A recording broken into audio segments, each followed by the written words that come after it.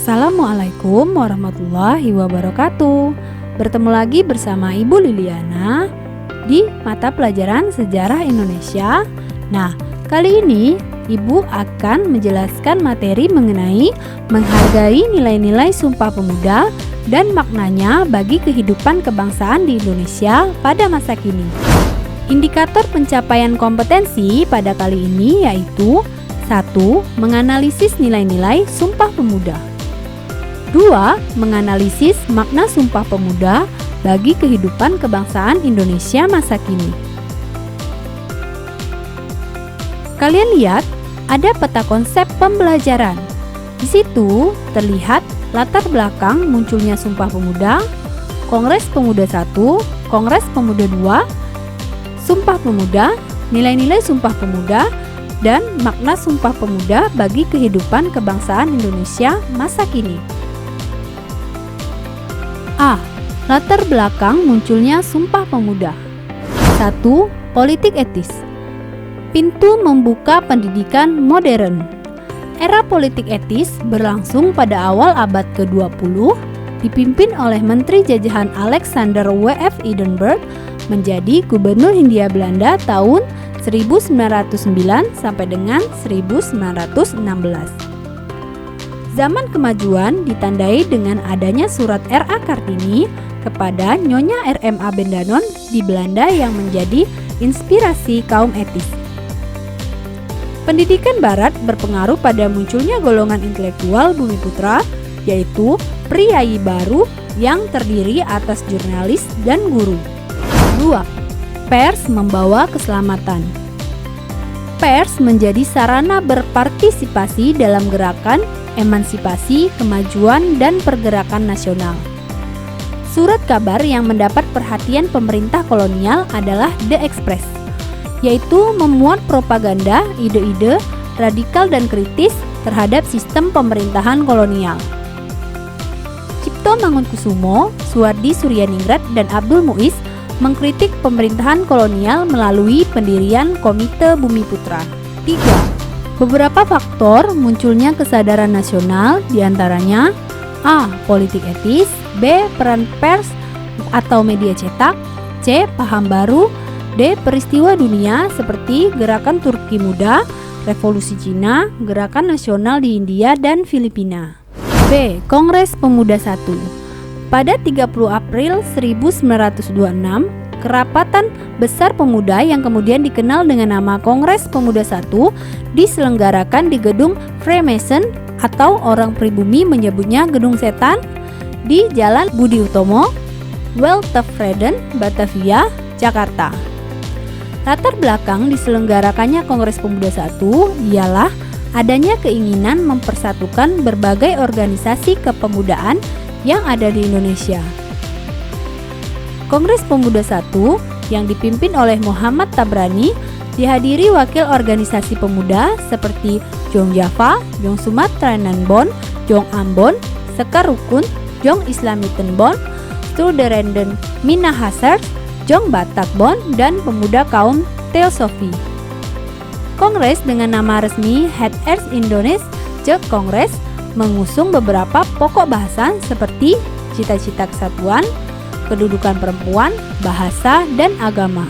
Dalam kongres yang berlangsung sampai 2 Mei 1926 menghasilkan sejumlah rumusan seperti berikut. 1. Mengusulkan agar semua perkumpulan pemuda bersatu dalam organisasi pemuda Indonesia. 2. Mengakui dan menerima cita-cita untuk mewujudkan persatuan Indonesia meskipun dalam hal ini masih belum jelas.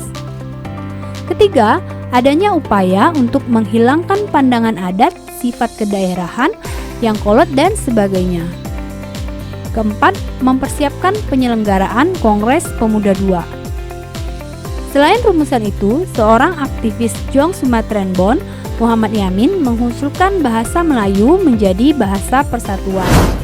Nah, kalian lihat di gambar, itu adalah peserta Kongres Pemuda Indonesia pertama setelah selesai mengikuti kongres di Gedung Setan di Jalan Budi Utomo, Jakarta, 30 April 1926.